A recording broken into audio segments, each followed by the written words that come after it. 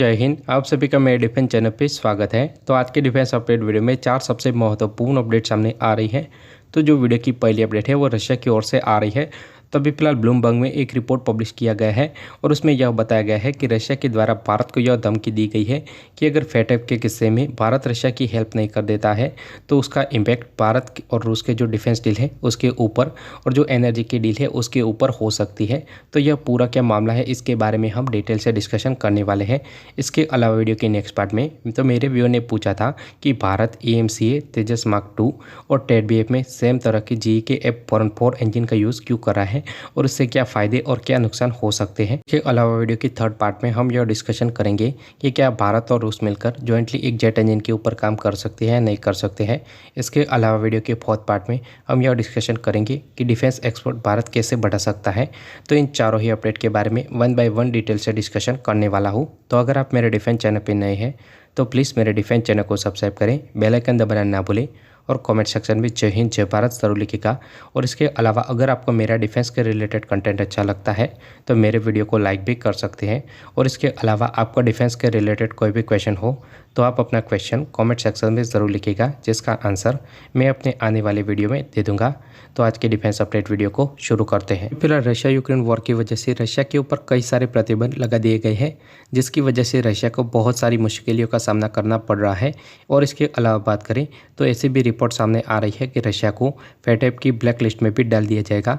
और अगर रशिया फेटएफ की ब्लैक लिस्ट में चला जाता है तो रशिया की जो मुश्किलें हैं वो और भी ज़्यादा बढ़ने वाली हैं। इसके अलावा ब्लैक लिस्ट में नहीं तो रशिया को ग्रे लिस्ट में भी डाला जाता है, तब भी रशिया की जो मुश्किलें हैं वो कम नहीं होने वाली है। फेटएफ की ब्लैक लिस्ट में जाने से बचने के लिए रशिया के द्वारा जो अपनी फ्रेंडली कंट्री हैं उनके ऊपर प्रेशर क्रिएट किया जा रहा है और उनको यह कहा जा रहा है कि रशिया की हेल्प करे। इसी चीज़ के चलते हुए ब्लूमबर्ग में एक रिपोर्ट पब्लिश की गई है और उस रिपोर्ट में बताया गया है कि रशिया के द्वारा भारत को यह धमकी दी गई है कि अगर रशिया फेटएफ की ब्लैक लिस्ट में चला जाता है तो उसका इम्पैक्ट भारत और रूस के जो डिफेंस डील है, इसके अलावा जो एनर्जी की डील है उसके ऊपर पड़ने वाला है। और इसके अलावा बात करें तो रशिया अगर फेटएफ की ग्रे लिस्ट में भी चला जाता है तो उसका भी इम्पैक्ट भारत और रूस के जो एनर्जी और डिफेंस डील है उसके ऊपर पड़ सकता है। तो भारत इस चीज़ के ऊपर क्या फैसला लेता है और किस तरह से रूस की मदद करता है वो तो आगे टाइम के ऊपर डिपेंड करता है।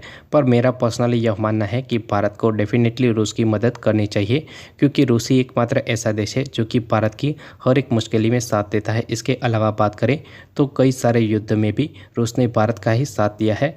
तो अभी फिलहाल भारत का जो दोस्त है यानी कि रूस वो मुसीबत में पड़ा हुआ है। इसके अलावा बात करें तो ये जो ब्लूमबर्ग की रिपोर्ट है उसे भारत को एज ए धमकी नहीं बल्कि रूस की परेशानी समझकर भारत को रूस की मदद करनी चाहिए, क्योंकि अभी फिलहाल रशिया के ऊपर पूरी दुनिया के सैंक्शन लगे हुए हैं। तो अभी फिलहाल रूस को भी पता है कि भारत ही सिर्फ एकमात्र ऐसा देश है जो कि रशिया की हेल्प कर सकता है। इस चीज़ के ऊपर भारत क्या फैसला लेता है और इसके ऊपर कोई भी अपडेट आती है तो हम अपने अगले वीडियो में बता देंगे। वीडियो की नेक्स्ट अपडेट के बारे में डिस्कशन कर लेते हैं। तो मेरे पिछले वीडियो में एक व्यूअर ने पूछा था कि भारत तेजस मार्क 2, TEDBF और AMCA मार्क 1 तीनों ही फाइटर जेट में GE F414 INS-6 इंजन का ही क्यों यूज़ कर रहा है।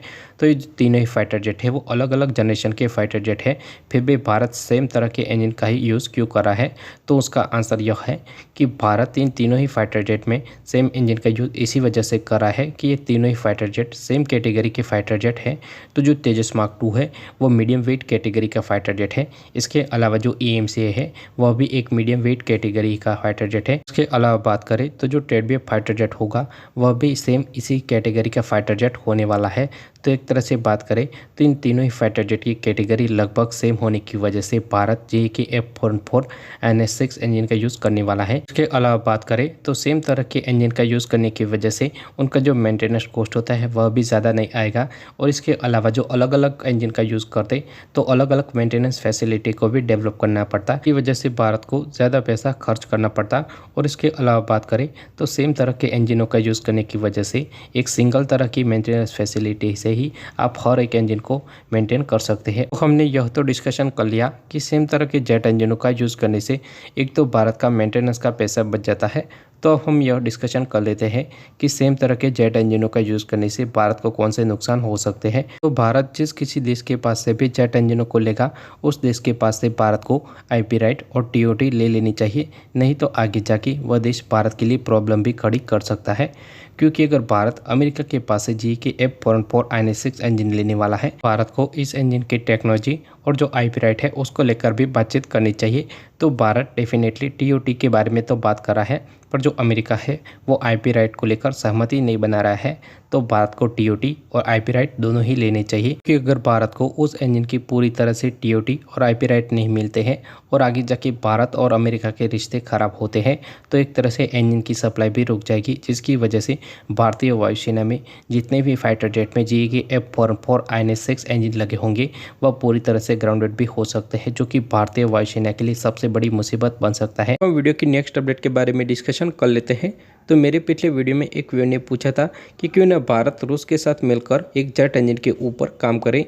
तो जो FGFA प्रोग्राम था उसमें जो फाइटर जेट था उसके अलावा जो जेट इंजन था उसके ऊपर भी भारत के साथ सहमति बनने वाली थी, पर रशिया के द्वारा जेट इंजन की टेक्नोलॉजी को लेकर आनाकानी करी गई, जिसकी वजह से भारत को जो FGFA प्रोग्राम है वो छोड़ना पड़ा। तो इस प्रोग्राम को साइड में रख दे, तो भारत और रूस अगर साथ में मिलकर भी जेट इंजन के ऊपर काम करते हैं तो डेफिनेटली उसका एक बहुत ही अच्छा रिजल्ट भी मिल सकता है। क्योंकि आपने देखा होगा कि भारत और रूस मिलकर जिस किसी भी हथियार के ऊपर काम करते हैं वो हथियार एकदम नेक्स्ट लेवल का बनता है। भारत रशिया के साथ मिलकर जॉइंटली जेट इंजन के ऊपर काम नहीं कर रहा है, इसके पीछे कई सारी वजह है। तो सबसे पहली वजह यह है कि जो रशियन इंजन होते हैं वो साइज़ में बड़े होते हैं, और इसके अलावा इन इंजनों की सर्विस लाइफ वेस्टर्न इंजन के कंपैरिजन में बहुत ही कम होती है। और इसके अलावा बात करें तो इंजनों का जो मेंटेनेंस कॉस्ट होता है वह भी ज़्यादा होता है, जिसकी वजह से भारत रशिया के साथ मिलकर जॉइंटली जेट इंजन के ऊपर काम नहीं कर रहा है। और इसके अलावा जो FGFA वाला कड़वा एक्सपीरियंस था वह तो भारत के साथ ही है, जिसकी वजह से भारत अभी फिलहाल रशिया के बजाय जो वेस्टर्न कंट्री है उनको ज़्यादा प्रीफर कर रहा है जेट इंजनों के मामले में। अब हम वीडियो की चौथी और आखिरी अपडेट के बारे में डिस्कशन कर लेते हैं, जो कि डिफेंस एक्सपोर्ट को लेकर आ रही है। तो आप सभी को पता होगा कि अभी फिलहाल अर्जेंटीना के द्वारा JF-70 फाइटर जेट को ज़्यादा प्रेफरेंस दी जा रही है। और इसके अलावा बात करें तो मलेशिया के टेंडर में भी LCA तेजस को बाहर होना पड़ा था। जो साउथ कोरिया का AP-50 फाइटर जेट है और पाकिस्तान का जो JF-70 फाइटर जेट है वो कैपेबिलिटी के मामले में तेजस से बहुत ही ज़्यादा पीछे है, फिर भी LCA तेजस का सिलेक्शन नहीं हो रहा है। और जो साउथ कोरिया का AP-50 फाइटर जेट और जो पाकिस्तान का JF-70 फाइटर जेट है उनका एक्सपोर्ट भी हो रहा है। तो उसके पीछे सबसे बड़ी वजह है इन फाइटर जेट का प्राइस। तो ये जो फाइटर जेट है वो चीपेस्ट फाइटर जेट है। दोनों के कंपैरिजन में जो LCA तेजस फाइटर जेट है वो थोड़ा सा कॉस्टली फाइटर जेट है। तो भारत को क्या करना चाहिए कि LCA तेजस में से जो कई सारे ऐसे सिस्टम है जो अन्य देशों को ज़रूरत नहीं है, ऐसे सिस्टम को रिमूव कर देना चाहिए, जिसकी वजह से फाइटर जेट की प्राइस भी कम हो। इसके अलावा सबसे ज़्यादा इंपॉर्टेंट, जैसे चाइना सॉफ्ट लोन ऑफर करता है वैसे भारत को भी लोन्स ऑफर करने चाहिए वेपन्स के साथ में, जिसकी वजह से जो देश के पास पैसे नहीं होते हैं वह भी भारत के हथियारों को खरीद सके।